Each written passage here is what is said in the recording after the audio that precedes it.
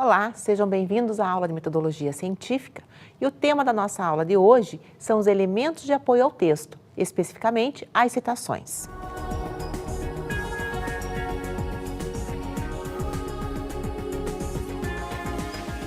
Nós iniciamos então entendendo o que são as citações e aonde nós vamos encontrá-las no nosso texto. Citação, então, é a menção no texto de uma informação ou de trechos extraídos de outra fonte com a finalidade de esclarecer, ilustrar ou sustentar o assunto apresentado. Então, vamos lembrar.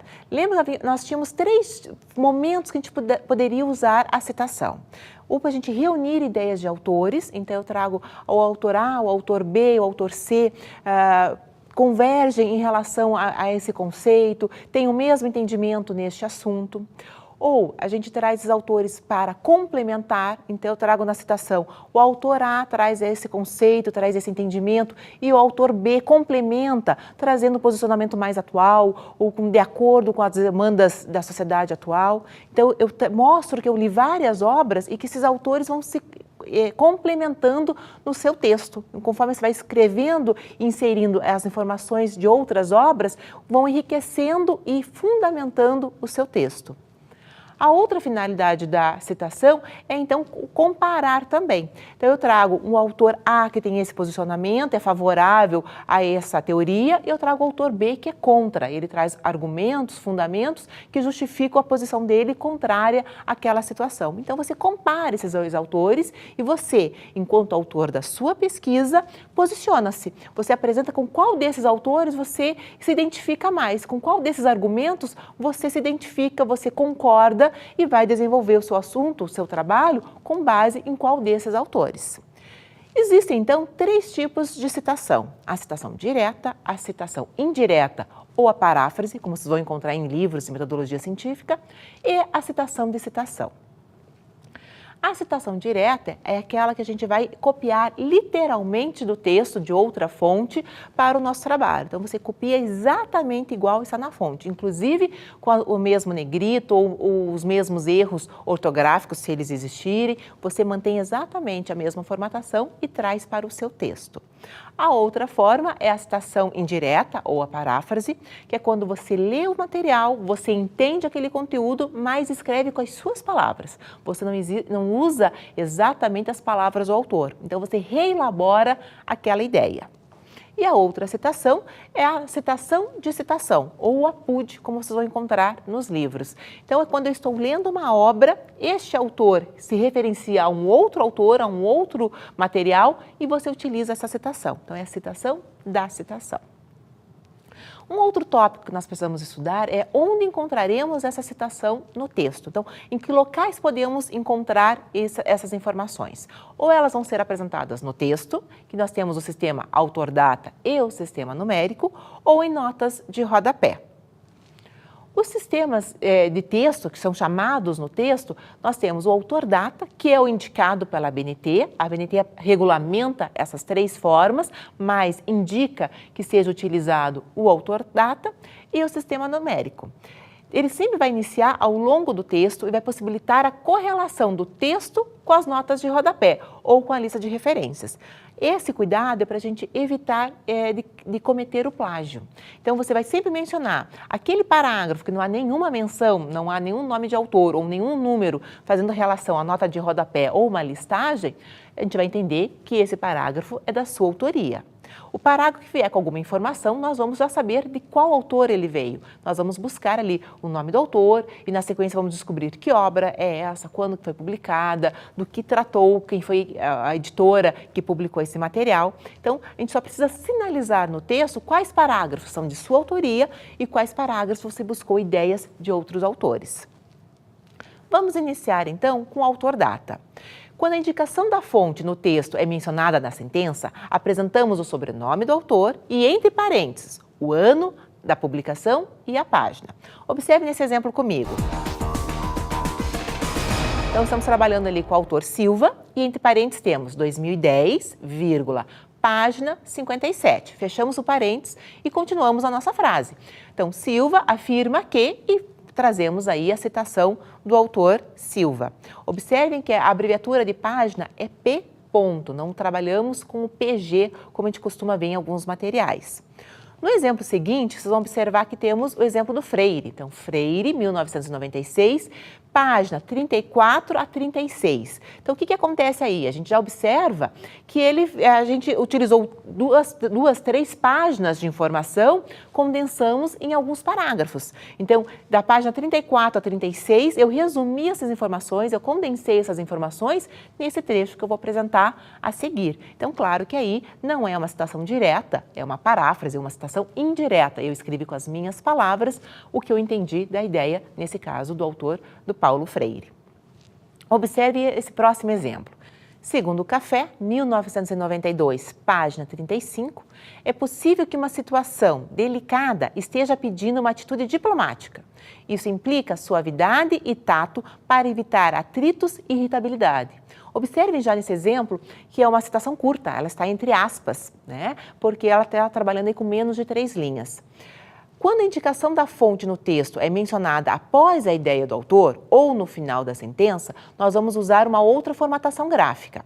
Então, nesses primeiros exemplos que eu apresentei para vocês, o nome do autor estava compondo a sua frase, compondo a sua explicação, a sua introdução àquela citação.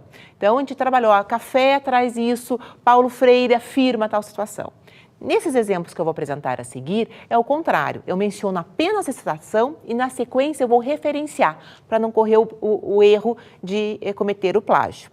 Então, o mesmo exemplo da Sônia Café, é possível que uma situação delicada esteja pedindo uma atitude diplomática. Isso implica suavidade e tato para evitar atritos e irritabilidade. Depois disso, vamos abrir o parênteses e trabalhar Café.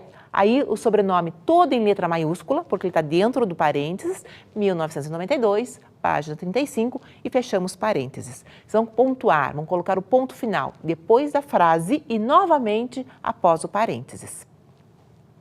Como é que ficam as referências, então, quando a gente utiliza esse sistema de autor-data? Então, nesse sistema, as referências vão aparecer completas apenas no final do seu material, apenas após as considerações finais. Tá? Vão aparecer com a fonte tamanho 12, espaçamento simples e ordenadas por ordem alfabética.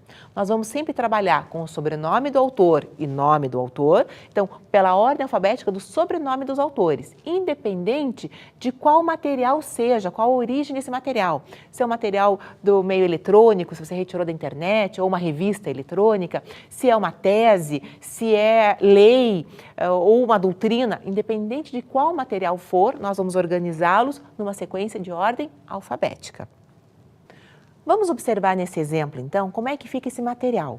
Nesse exemplo, vocês vão observar como ordenamos as citações no texto e como organizamos as citações na lista de referências. Leiam comigo. Então, observem ali, primeiro parágrafo, o autor está falando de Teixeira e cita a obra de 98, página 45.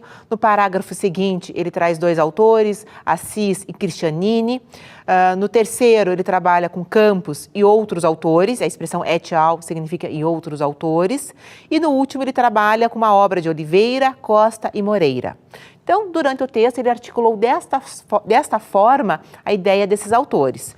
Na lista de referências, ele organizou em ordem alfabética. Então, observem ali, a primeira obra, então, é de Assis, a seguinte obra é de Campos, a terceira de Oliveira, Costa e Moreira e a última de Teixeira. Então, a ordem aí, ordem alfabética, ressaltando o último nome dos autores com letra maiúscula. Então, vocês observaram ali o exemplo do sistema de chamada no texto autor-data. O próximo sistema é o numérico. Não é o mais utilizado nas obras científicas, observem isso nas bibliotecas que vocês consultarem material, mas ele é regulamentado pela ABNT. Então, o sistema numérico ele vai indicar a fonte do texto e ele é feito por algarismos arábicos, por uma numeração única e consecutiva. Você tanto pode utilizar o numeral normal, arábico normal, ou aquele que é tipo um expoente. As duas formas são possíveis na ABNT. Não pode, de forma alguma, ser utilizado quando você estiver trabalhando com alguma nota de rodapé, porque haveria essa confusão, né, essa mescla entre o que é o sistema numérico e o que é nota de rodapé. Então, indicação dessa numeração vai ser, se for um número normal, entre parênteses, ou com o número sobrescrito, que é o expoente. Então, ele vai ficar um pouco acima da letra normal e, na final, a nota de rodapé no final, você vai trazer, então, quais são as obras que você estava mencionando no decorrer do seu exemplo. Vamos observar, então, esse exemplo utilizando o sistema numérico. Então, afirma Sônia Café, abre aspas, é possível que uma situação delicada esteja pedindo uma atitude diplomática. Isso implica suavidade e tato para evitar atritos e irritabilidade. Fechamos aspas e apresentamos ali o número 1, né, entre parênteses. Ou o mesmo exemplo, a mesma frase, é possível que uma situação delicada esteja pedindo uma atitude diplomática. Isso implica suavidade e tato para evitar atritos e irritabilidade. Daí, no final dessa frase, apresentamos aí o número 1 nesse expoente, esse número sobrescrito, né?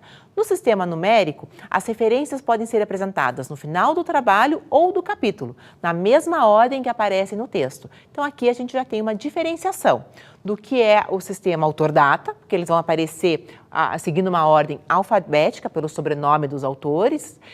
E no sistema numérico, a gente vai trabalhar pela ordem que eles aparecem no texto. Então, a referência número 1 vai ser a remissão ao primeiro autor que você citou no seu texto. Vamos observar nessa imagem mais alguns exemplos do sistema numérico. Acompanhem comigo. Então, observem ele no texto que cada parágrafo se destina a um autor específico, né? Então, o primeiro está relacionado a uma obra do Cabreira. Foi feita uma cópia literal de um trecho da obra do Cabreira, né? Na sequência, a gente tem da professora Kira Tarapanoff. Então, o número 2 é a obra que foi utilizada dessa autora. E assim na sequência. Tá? E a listagem de referências segue exatamente esta ordem, a ordem que os autores foram utilizados no texto. Então, pudemos observar nesta aula os tipos de citação e o local que nós apresentamos. Então, citações diretas, indiretas ou citação de citação, e elas são apresentadas ou no corpo do texto, com o sistema autor-data ou numérico, ou na nota de rodapé.